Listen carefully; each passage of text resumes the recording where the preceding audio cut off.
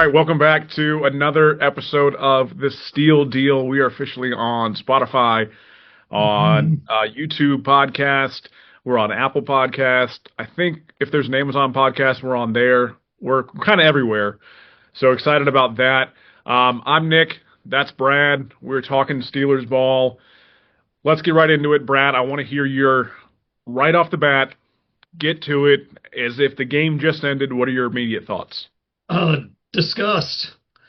I was watching the game and Faith, my wife, for everybody else, looks over at me from the other side of the couch and she's like, "Are you okay?" I was like, "I'm just really pissed right now." And I hear, "Well, it's just a game." And I was like, "I know, and I'll be fine, but right now, I am pissed." Yeah, I think that's the best way to describe it. It felt empty. It felt hollow. It felt like I felt after Green Bay. And the only difference was I wasn't at the stadium. I was at my, house thousands of miles away. The fact that they jumped out to a 12-3 lead. I turned to Sarah, my wife, and I said, "This is over. Like this is over." And Yeah. and she knows enough Steelers football and she knows enough football in general that she's like, "Yeah, they don't have it tonight." It was a flat out failure from the get go. There are so many things you could pinpoint. Hmm. Rodgers had one of the worst games of his career. Yeah. Chris Boswell missed a field goal. We should have known right then, just pack it up. Just the things that were done, we've talked about this time and time again. I don't understand why the team will find something that works and then stop doing it. Hmm. It doesn't make any sense. There are just, and again, stats. I had a professor in college tell me, he was my stats professor. He said stats always lie. So I want to preface that. The Steelers are undefeated when Darnell Washington gets 40 plus snaps a game. It works. Didn't give him 40 plus snaps. Yeah. It seemed like he was out on the field more in the first half than the second Yeah. half. The guy's a freak in nature, and we're not utilizing him. And running back splits, Kenneth Gainwell led the running back commit. Like what? We were 7 for 26 the last 2 weeks on third down. Jalen Warren was not on the field for a single third down this week. When things are working, when Jalen Warren is looking incredible, Yeah. and the jumbo package is working, I understand we were down Isaac Seumalo. I get that, and you had to put in Andrews Pete. I understand you had to make an adjustment. But when things are working, you don't need to just pivot away from them. It finally felt like the defense didn't need to do everything, and the offense did nothing. It felt like the team we've been watching the past 5 or 6 years. Oh, that is exactly. A buddy of mine sent me a message. I don't know, maybe halfway through the fourth quarter.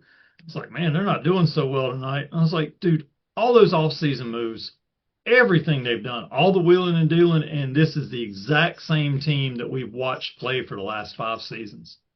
Just Yeah, change a few of the names, and it's the same result every yeah, year."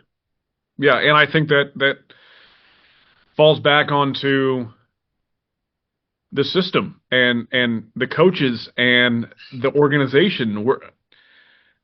The highs are the highs are high, right? When you're a Steelers fan, we've got 6 Super Bowl trophies, but guess what? We don't have a playoff win in how many years? It's 2016, I believe. Yeah. Like what? The standard is the standard, Mike. Figure it out. The standard is pretty low right The now. standard is literally 10 games. If we win 10 games, this team is a walking meme. We've blown a 3-game division lead over the Ravens.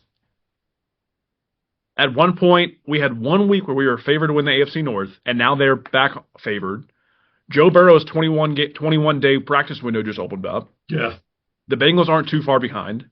We have a rough stretch coming up where the easiest team on our schedule is the Dolphins, and the Dolphins just beat the crap out of the Bills.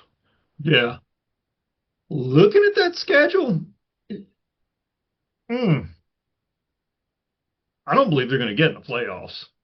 At this point, I would wager that they wouldn't. 7 games is probably the most they'll come away with.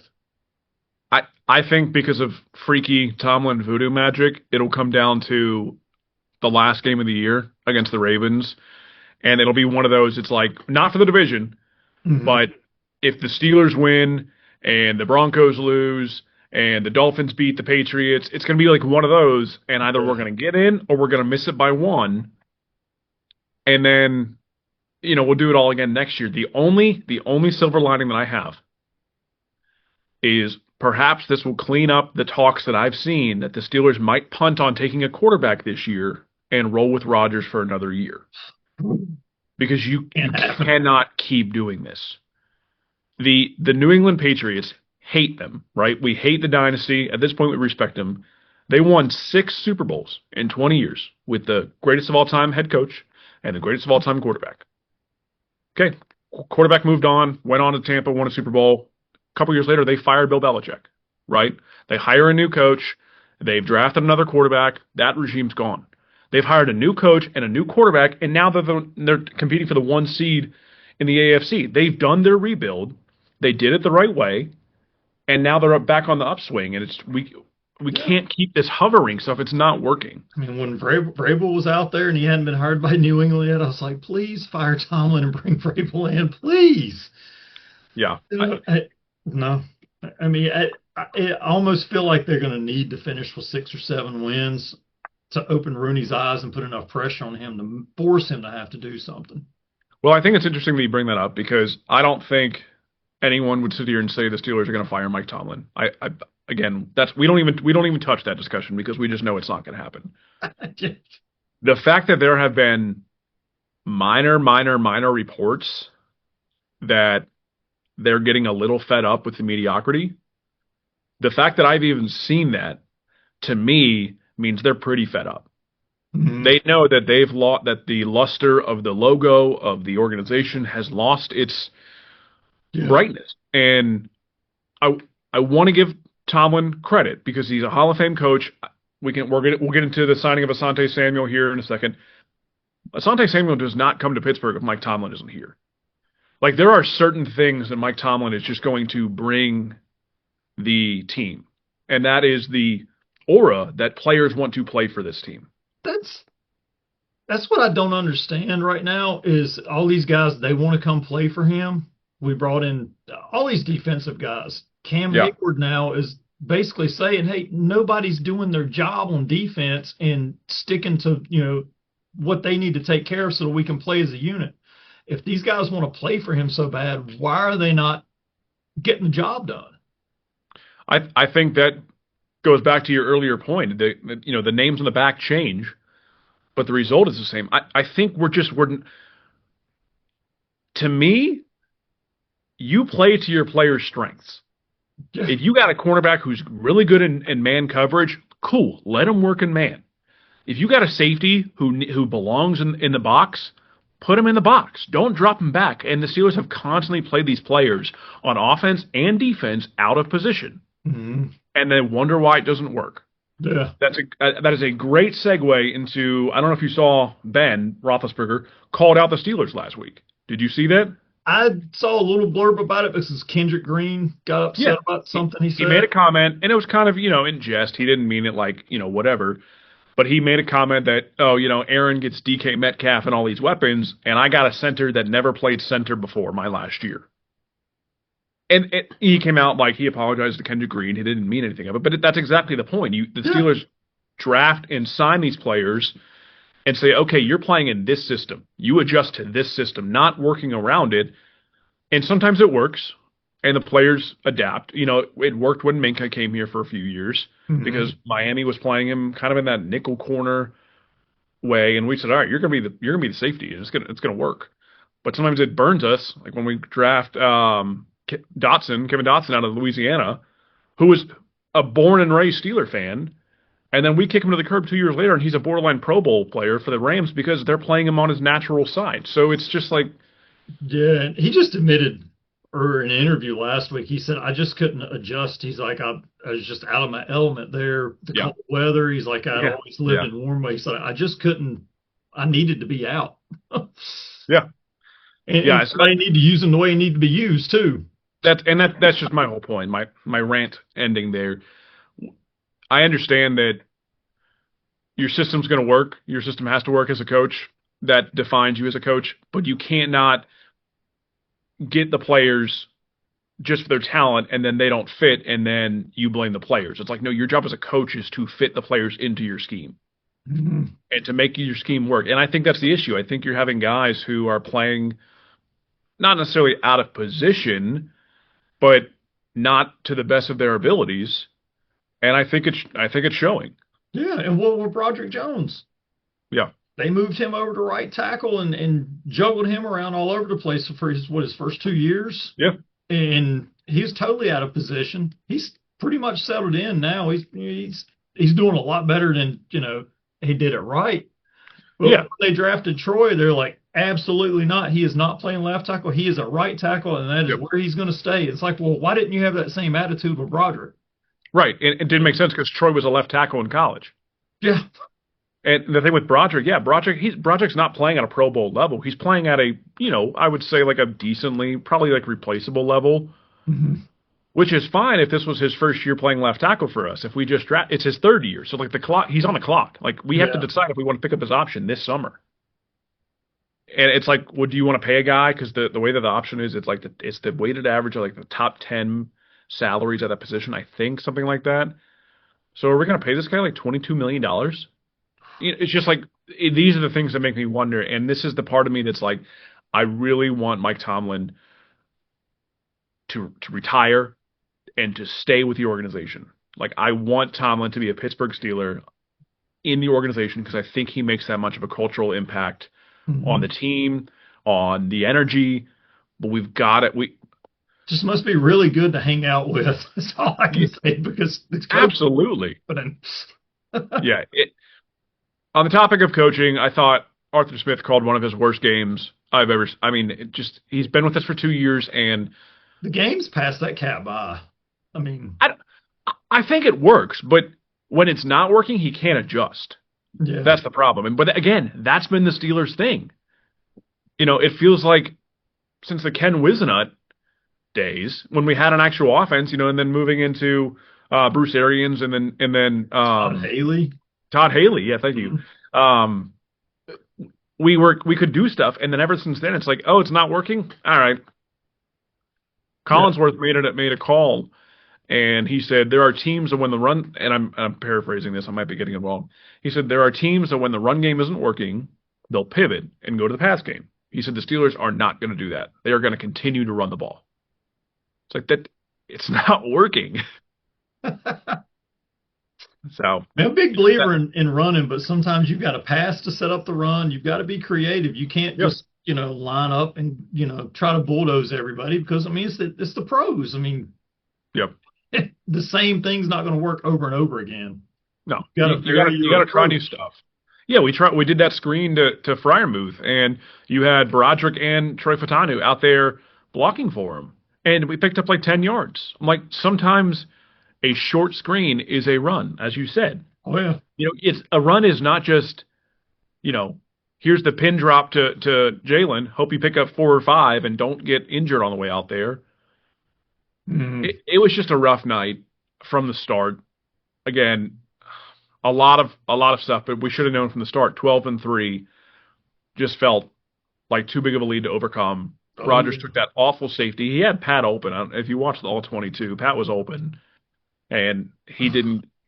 He did. I don't know if he didn't see him, but the pocket was clean. He stepped up. He thought he had less time than he did, and he stepped into the sack. And thankfully the Chargers didn't get anything out of that drive.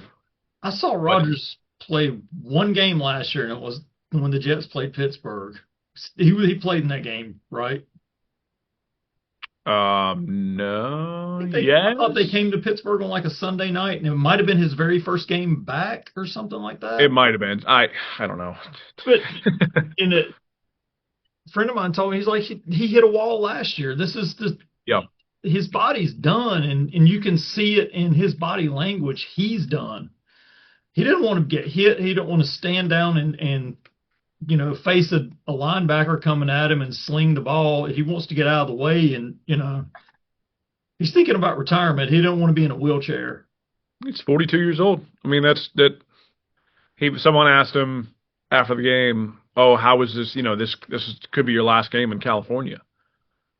Where he's from." And he said Oh, Southern California. And everyone's like, and the reason he prefaced that is because the Super Bowl is not in Southern California. The oh Super my! Bowl is. So it's like, okay, all right, Aaron, okay, all Where right. is the Super Bowl this year? I was in Candlestick, San Francisco. Oh, is it? Oh, okay. I think it is. What is the name of that? Levi's. Yeah. Yeah, Wow. Levi's. All right. I want to get into a couple just notes here. I talked about Ben calling out the Steelers. Hmm. I I don't think he's wrong in saying that, but also he had prime Antonio Brown and prime Le'Veon Bell. Ben Yeah. had weapons. I think it was more of like and on Rodgers' swan song, he gets this. On mine, I get nothing, which completely agree. If Completely agree. if I were Ben, I would be complaining that after Super Bowl 45 that they didn't turn over that roster and keep Yeah. them in true Super Bowl contention and start getting rid of some of those vets and bring in Yep. young blood. Yeah. Quit hanging on to these guys just because, your pals in the locker room or whatever it is. I mean, you got to keep churning that roster. They didn't do that. And No. then they like limped to 12-4 records the next two seasons. Yeah, I think part of the issue with having watched, I mean, consciously watched 2 decades of Steelers football. Obviously, I've watched it my whole life, but consciously watched. When we have an issue, and I'm going to use two examples here. When we have an issue, we attack it, right? We're throwing everything at it. Mhm. And 2 points I'm going to make are the defense and the offensive line. Yeah. Okay, in the Ben's prime, you want to say like 2009 to 2000, what 15, 16, right? The defense was like going down, right? All the talent left, right? So instead of like kind of just stocking as you go, they just didn't, and they kept investing and building the offense, and then the defense was so bad. So then they had to spend 7 years building the defense. You Yeah. look at first round picks, there's like 7 years in a row where it's a defensive player. Mhm. And then they did that for 7 years, and they said, well, shoot, our offensive line is terrible. All right, we got to invest 4 straight years in first round picks. And you do that, and all you're doing is moving your chips from one side of the table to the other Yeah. instead of balancing out the talent. And that's just my issue with kind of how we build the team. We're hitting on some late round guys, but not. I do think Omar Khan might be changing this. If you look at his draft history, it's pretty remarkable. Him and Weidel, I believe they're a good pair, but Yes. they got to keep Tomlin's nose out of it because I believe Tomlin's the reason Slay came in. I mean, Samuels, yeah, I believe he's fine if he's going to play free safety the rest of the season. Yeah, great. Quit moving. Talking about Ramsey. Yeah, Jalen Ramsey. Ramsey, if Donald Yeah. Samuels, but yeah, I mean, yeah, build through the draft. Built through the draft and plug and play with your free agents. Yeah, I'm not which saying is what they used to do. which is what they used to do. I remember when we got so excited when we signed like a tight end to a 2-year, $8 million deal. Everyone's like, oh my gosh, the Steelers made a big move. And it really felt like crazy. And now we're investing heavily in free agency on pieces that, may or may not work out. Patrick Queen had a really good start to the year, and now he is faltering. Yeah. The missed tackles are insane. Maybe it's a miscommunication issue. They're still trying to get it figured out. I don't know, but They're past that. It needs to be figured out by now. it does need to, and maybe they need to have Jalen Ramsey give another speech. I don't know. Something got to change. All right, let's talk about we signed Asante Samuel, Mhm. which is massive. I also thought it was notable that we worked out C.J. Henderson. He played for us technically 2 years ago, last year maybe. He was a former first-round pick, 9th overall by the Jags in 2020. So ironically, he was kind of like their Ramsey replacement. Okay. Didn't work out. I think he got traded to the Panthers in year 3, flamed out, went to the Steelers, was on the Falcons practice squad. But the fact that they were working him out and we signed Asante Samuel, I think we know we're looking for defensive back help, Oh yeah. which is good, but also shoot, address these problems earlier. And none of us thought Darius Slay was going to be a cornerback too. That should have never happened. Man, Yeah, I was fine bringing him in if he were a coach on the sidelines and he came yeah. out 15 plays a game in nickel sets or something, maybe 20 plays, and help bring these young guys along. But as a starter, no. He's been injured every game. Every game. It's incredible. A note on Asante Samuel, obviously son of Asante Samuel Sr. The Steelers doctors performed his surgery. So I thought that was interesting. So they know in-house what that looks like. Uh-huh. I think that's good news. He's Was got this the some kind talent of to be spinal surgery or something? yeah, something like that. He's got the talent to be, I think, a high-end cornerback two. Uh-huh. Uh, low end cornerback one, probably in that Joey range, where it's like he's not going to lock you down, but he's an impact player. Yeah. The injuries are a concern, but that's with everyone. So Yeah, he was just basically brought in off of waivers, so it's not like they yeah, probably invested that much. yeah, we waived one Thornhill, Mhm. and so we throw back to the draft. We drafted Sebastian Castro, a seventh round pick, a safety out of Iowa, who had early round potential in his talent, but injuries and some other stuff knocked him down. He was kind of blocked, ironically, by Miles Killebrew because he kind of plays that same role. Oh, okay. And the week that Killebrew went down, though I should say that the Sunday he went down, Castro was signed to the Buccaneers, to their active roster. So we Yeah. couldn't even bring him up. Kind of a bummer. A bunch of the Steelers reporters were like, "Dang, we drafted this guy to be Miles Killebrew's replacement, and now we need that." The Bucks waived him, so we signed Sebastian Castro back, and we waived Juan Thornhill. I want to make a note on this. I don't like bashing former Steelers, whatever, on social media, like on their personal accounts, if that Uh-huh. makes sense. And I say that so, TikTok, scrolling through TikTok, and Juan Thornhill's wife, girlfriend, I'm not sure, Oh no. posted a video, and it was really funny. It was the clip, and I think it's from Friday. He's like, "How are you going to get fired on your day off?" And Juan Thornhill was in the video, right? He's in the video, and it's funny, whatever. And like, a little Juan Thornhill's profile, and everyone's like, "Get out of Pittsburgh, you're despicable, like, Oh, we never wanted you here," like, just kind of like rude and hateful stuff. I'm like, the guy didn't do anything bad to you. no. He just I mean, he wasn't an was, elite player.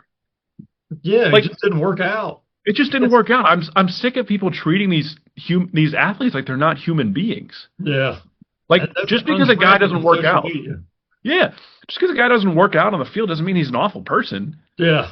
Like, there are awful people in this league who do deserve that, and I don't think Juan Thornhill's one of those. And like I said, it just kind of bothered me a little bit. Yeah. I mean, it's He'll probably go to Cincinnati now because they do need help in the defensive backfield, and watch him like start on want to Sunday. see Pittsburgh's playbook?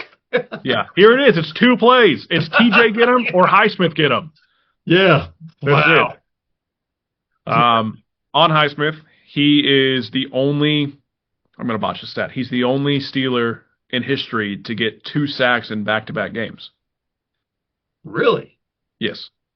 Wow. TJ didn't do it. I know. I could be getting that wrong again. Alex Kozora, I think, pulled that. I've got linebacker names going through my head right now. Going, he didn't. What? Yeah, I guess you get 1. It's like, oh, cool, I got a sack, but you didn't get 2. So, did you notice anything, just around the team this week, just noteworthy? You thought? Uh, no. Well, before, yeah, I was talking about all the injuries with the Chargers line. Yeah. 2 backup tackles. The right tackle is completely out of position because the backup right tackle was hurt also. So they shuffled another dude over there, and I was like, this is. I even heard the stat towards the end of the week. We lead the league in 3 and outs.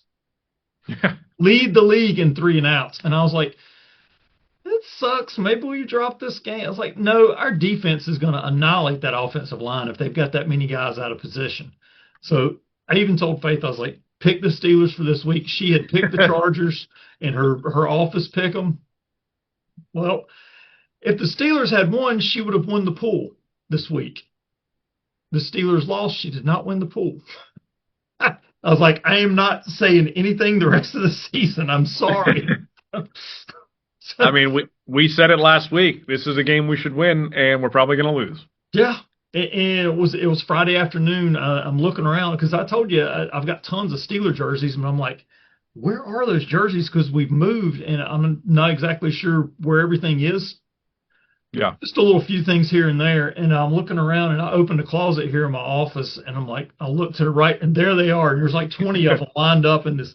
We have this really old house, and the closets are like this deep, so they're all at an angle, and they're hanging up. Yeah. And I was like, maybe I can wear one of those for the next podcast. And then you decided no. But yeah, it's like, yeah, they lost. They're not getting that. No. I get it. No. Yeah, for the audio listeners, no Steelers jersey for me. I'm also I'm repping a different disappointing black and gold team. That is the App State Mountaineers, who have just been front row seat on the struggle bus all year long. Oh, man. And we play the number 24 team in the country on Saturday. Conference opponent, so who knows? Yeah. But, yeah, just all around disappointing black and gold. But again, I do want to preface all this by saying, go back to the first episode that we had. We did not have high hopes for this season. Yeah, that's true. We didn't. And that's how sports works. They pull you in, they slap you around, and then you leave and say thank you. Every single time they win one game, and we're like, this is it. It's going to happen. They're going to get on a roll.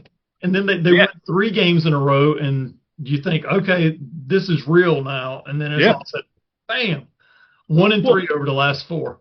And what's crazy is we beat good teams. We should have beaten Seattle, which is one of the best teams in the NFC. We beat the Patriots, which, again, either one of those games could have gone either way. It came down to the other team playing sloppy ball or the turnovers. I mean, we can't our defense can't put a brick wall in front of somebody and just stop them. TJ was talking about it. He's like, we got to be able to win games without getting turnovers because we're not always going to get those. Right. And again, I thought the defense played well. Did you see the stat that they popped up on Sunday night about the chip rate and the double team rate on edge rushers?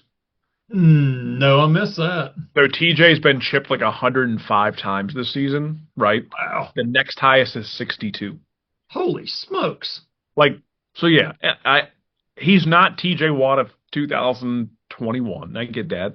Yeah. But the dude is still a top 5 edge rusher. He's just just another facet to his game because the run around him with the shoulder dip that he likes to do and the tomahawk, he doesn't have that kind of speed anymore. So you need to develop some bull rush and and that's what I think that is the only, when you look at the big picture and obviously the Myles Garrett TJ Watt debate, TJ's strong. Like, he's stronger than I am. Like, I'm not saying he's not strong, but compared to some of these other guys, compared to his brother, compared to Micah Parsons, compared to Myles Garrett, he's not going to run up the middle and push you back.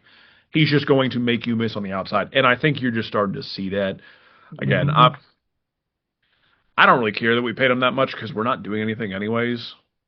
Like, until we have a quarterback. If we had a actual quarterback, not saying Rodgers is the reason we're losing. He was the reason we lost on Sunday. If we had an actual quarterback, I'd be concerned that we're paying this money, but we're not. So, again, I've said it a few times, you're playing with house money right now. Yeah, if we draft a guy, even if we draft a guy in the first round, he's going to be on a 5-year deal.